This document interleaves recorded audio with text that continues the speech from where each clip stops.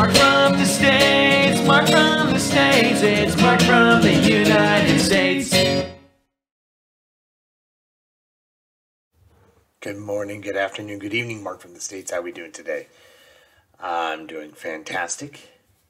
I hope you are as well. Tower of London Poppies. So many times I've seen events and videos where people are wearing poppies on their lapel or pinned to their chest, and I always I knew it was in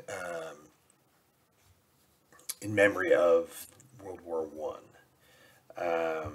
So here we are coming up to November 11th, and it's Remembrance for You. November 11th for us is Veterans Day, so there is a connection there. This is the Tower of London Poppies. So this is in 2014, artist Paul Cummings, the Tom Piper, along with historical royal palaces, had a vision to fill the moat of the Tower of London with 888,246 ceramic poppies, one poppy for each British and colonial fatality during the First World War. And when you say that number out loud, boy, oh boy. So, yeah, this is a short little video on it. Looks amazing just from this first photo, but I'm not quite sure what it's about. So we're going to check this out. Thank you so much for coming along and watching with me. Thank you to all of you who've supported me, and the emails have been great. Thank you. Feel free. And let's get into this Tower of London Poppies.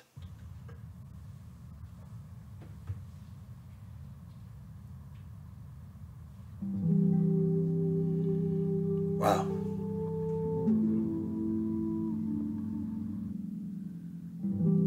I was just in awe of how many people were here, honestly. It's just really nice to see the support from the whole city. Such a lovely way to commemorate it. Yeah, it's beautiful. It's beautiful. Yeah. Magic. Yeah. Really moving. It is very moving. Tremendous. Whether it's young people or old people, they've come in their hundreds, they've come in their thousands, and they've stood behind the railings, looking down into the moat, really from early in the morning until late at night. And I think why it's caught the imagination of the country is this particular number of 888,246. They fought in mass armies, but they were individual soldiers. And each poppy represents an individual life lost and a family shattered. I think people can understand that. My son was in the army as well. He served in Ireland, he served in Bosnia, and when I see that, I'm just really, really grateful that he came back. My mother is from Canada, and her, I believe, grandfather was a spy in the war, and so my mom wears a poppy every year. Yeah, and that's what it's about. It's appreciation. It's always a little bit of appreciation. I mean, my father died from his injuries from the Second World War. My mum lost 4 brothers during the First World War too, so obviously that's where my passion comes from. But loving the outfit, though. They're 4 or 5 boys with him. Very cool. It's a big London, so, and I love London. And so I think it's become a kind of a place of pilgrimage, not just a place where you see this artwork, or not just a place of commemoration because it's here. It's just become a kind of national focus. It started us asking questions about who we are, what are we doing when we're commemorating, how warlike are we as a nation? The thing about this is it reminds you that these people were human beings, just as you are a human being, just as the military personnel are human beings, and that interconnection, yeah, it's kind of everything. It breaks down the barriers of them versus us, or just a vast quantity of numbers. And I was at the closing sort of ceremony today, and the last poppy got put in, by a little boy, and you think, that's a life, and you look around and there's more than 800,000 more lives, and it does hit you. Sometimes you look at the vastness of it and it's beautiful but hard to comprehend. And then this one poppy goes down. You see them, yeah. It's definitely puts it into perspective. This is rather, it's more than a number. Rather a lot. We've had so many volunteers, so many people making the poppies, the whole of the Yeoman Water staff, the HRP staff, the number of people involved has been enormous. And I think unusually for a large artwork, it isn't then dominated by a single person or a single ego of an artist. In a sense, though me and Paul treat ourselves and believe that we are artists and this is an artwork, because we've been very open about it, I think we've allowed so many other people into it to take ownership of it. Nobody that you've met on the project has been a bad seed. It's been a bunch of love, a load of stories that you really love to hear, and just the community has come so. I'm from the US, and the UK spirit here has made me really proud that I moved here. I've been here 7 years, and I love the spirit of this project. It's just been amazing. So people are able to bring their own family stories to it. Grandparents can explain to their grandchildren how they connect into this story of our nation. You just have to remember, I mean, they gave their lives so that we can live in peace today, and you know, what greater gift can you give than your life? I think it's very important to remember. I think it's a good thing because we're remembering people who've done something for us and who've lost their lives while doing that. And the least we can do, obviously, is remember them. We've invited members of the public to send in the names of a loved one who lost their lives in the First World War. And we've read out about 200 every evening. And we've done that every evening from the 5th of August through until today. I read the last list at 11 o'clock on the 11th.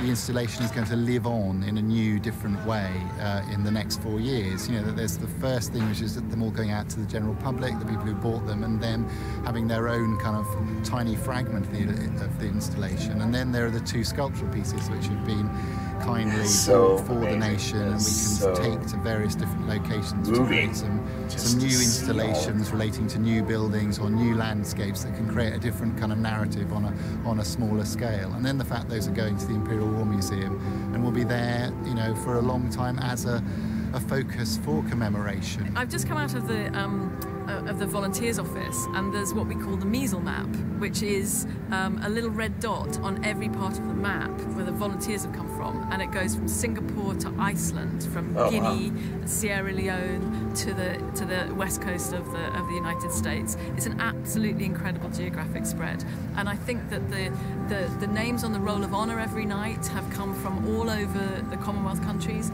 and then these poppies are going off around the world. And what we really want to happen is that we want to send these poppies home now. The soldiers never got to go home, but you know, a lot of them will.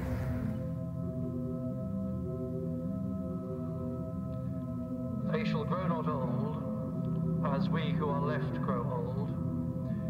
Age shall not weary them, nor the years condemn. Wow, that was truly amazing.